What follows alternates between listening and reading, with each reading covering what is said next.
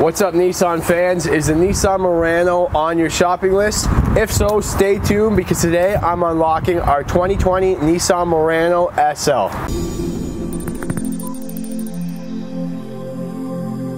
So the Nissan Murano has been around the Canadian landscape since about 2004, and it really became a pioneer of this luxury crossover industry. Here I'm looking at the 2020 SL model.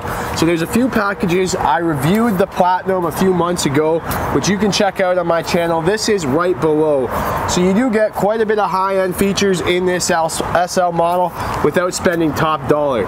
Since its redesign in 2015, the Murano has gone through a few cosmetic and exterior changes, a little bit of refreshes, but it's definitely due for an overall upgrade, which I'm sure Nissan has in the plans. But let's take a look at the front end. You can see it's very, very similar to last year's model. The Nissan V-Motion grille is made out of chrome, very large, goes right to the front. Lots of sporty curvature that you see, similar to your Nissan Maximas as well. Full blacked out front fascia here with our parking sensors. This Murano is going to come with our forward emergency braking, the intelligent cruise control that you can see, the intelligent remote starter.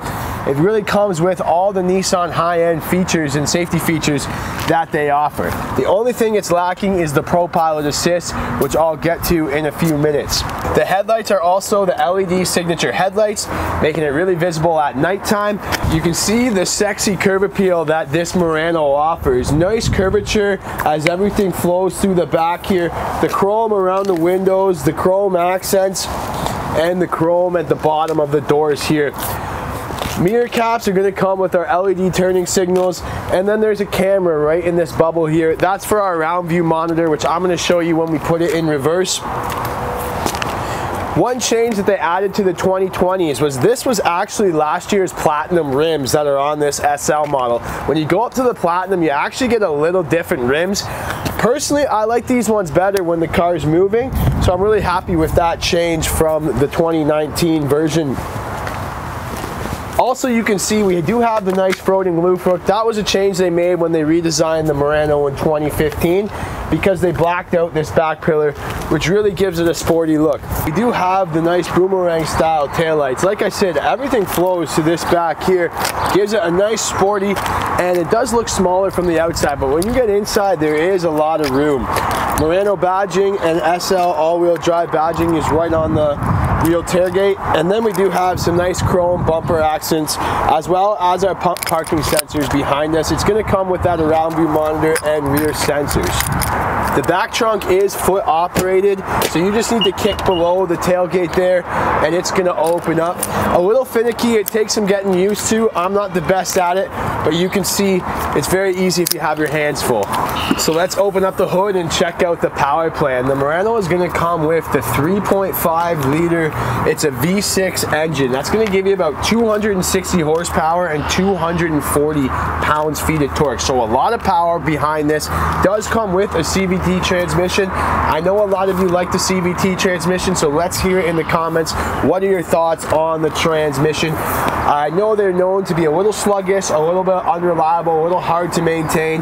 My opinion on that is Nissan was really the first mover of the CVT transmissions back in 06, 07, 08, so they really had a lot of issues, and that's what's given them the bad rep. This one being 2020, we're a decade later, they've had a lot of time to work out the kinks. It comes with a full 5-year 100,000 powertrain warranty and 3-year 60,000 comprehensive warranty here in Canada. With that V6, you're going to get 11.7 liters per every 100 kilometers in the city and 8.5 on the highway. Keep in mind, this is the all-wheel drive model.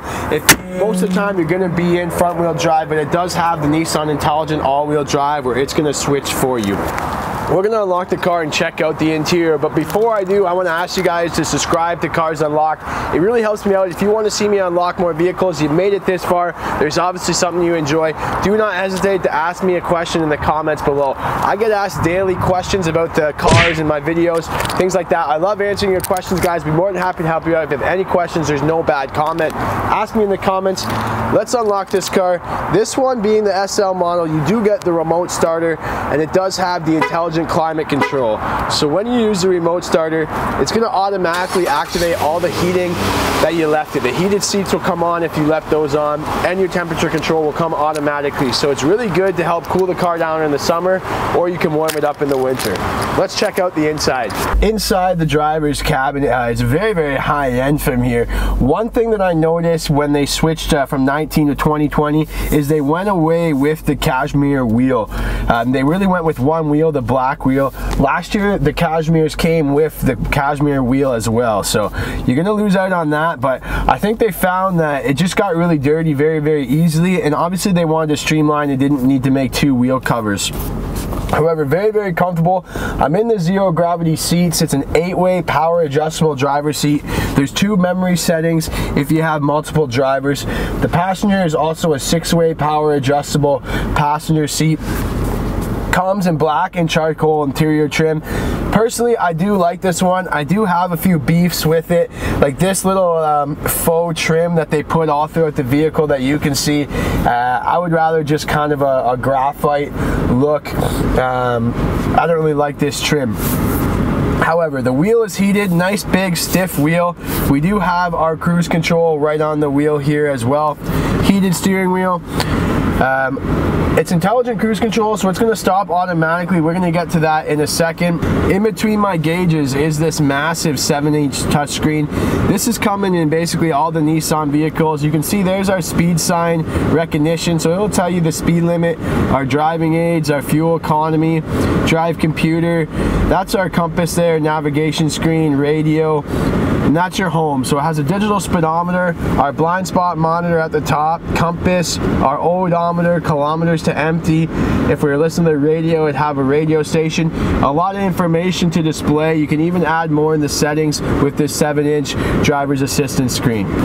Big 8-inch touchscreen as your infotainment system. Okay, I've gone through this in a lot of detail in some of my other videos, so make sure you check this all out. But basically you have your GPS navigation, you have all your standard stuff from your Android Auto and your Apple CarPlay, Sirius XM. This one being the SL, you get the upgraded sound system, so it does have the higher end sound system and the additional speakers, which are sponsored by Bose.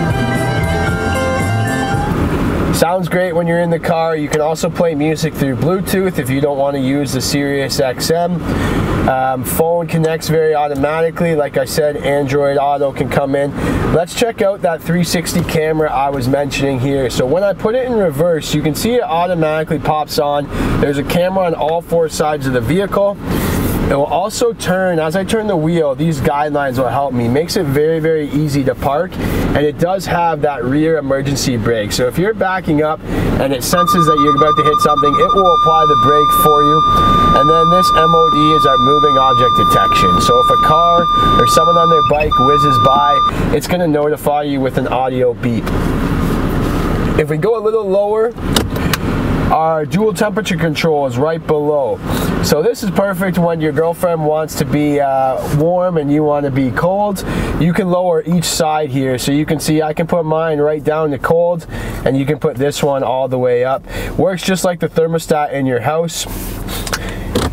And then below that is our push button start, our USB-C and USB chargers, and then our shifter. Lots of storage up here in the cup holders. Our heated seat controls are right in the center stack as well. Super-sized panoramic roof here, all with the touch of a button. It goes all the way to the back. I've mentioned this in all my videos. You can see how far it goes. Makes you feel like there's a lot of room in the car. Lets a lot of light in as well. Only the front one is going to open up to the environment. The back one is fixed, and it's super nice, a very high-end feature that a lot of customers like. Obviously the Murano is a 5-seater. If you want the 7-seater, you're looking at the Nissan Pathfinder. However, this Murano has a ton of space back here. 5 people, 3 people could fit in the back seat comfortable. 108 cubic feet of interior passenger volume.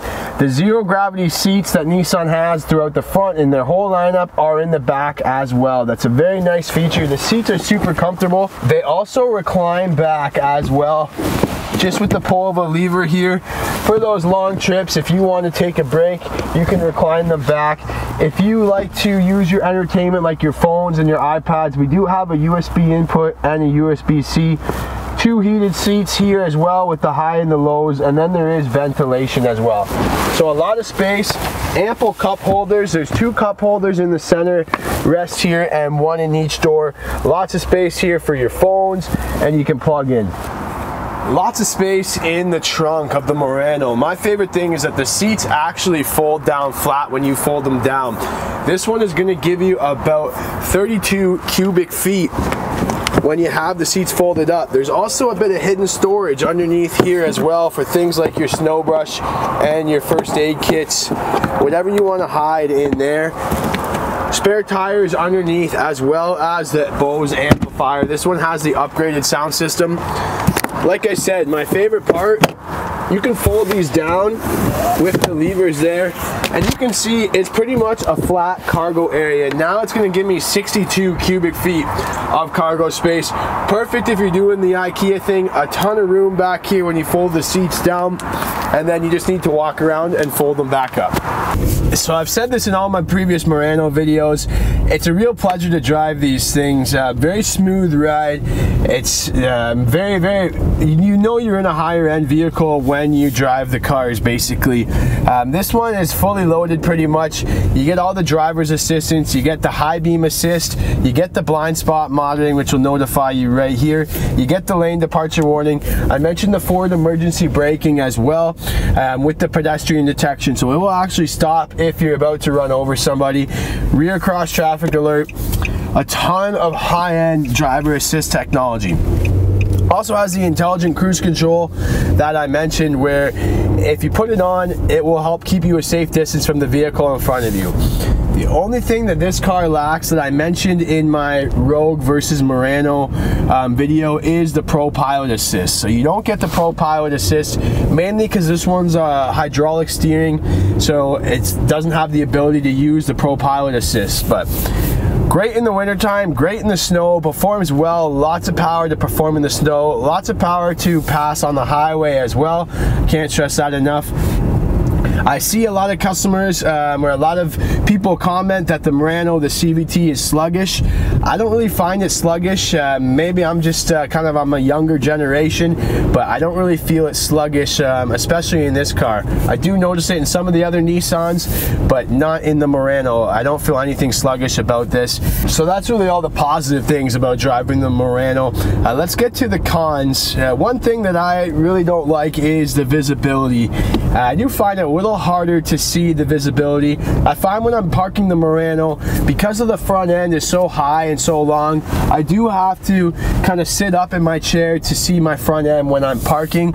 I can see if someone was a little smaller than me, they might have a bit more blind spots as well when they use the mirrors. The mirrors are nice and big, but there is limited visibility when you're looking behind you as well. That's really my only negative. So that's a wrap, guys. You made it this far. Feel free to send me a follow on Instagram, DM me if you have any questions. Also ask me in the comment section below. All the YouTube stuff, like, subscribe, comment. It really helps me out. Have a great day.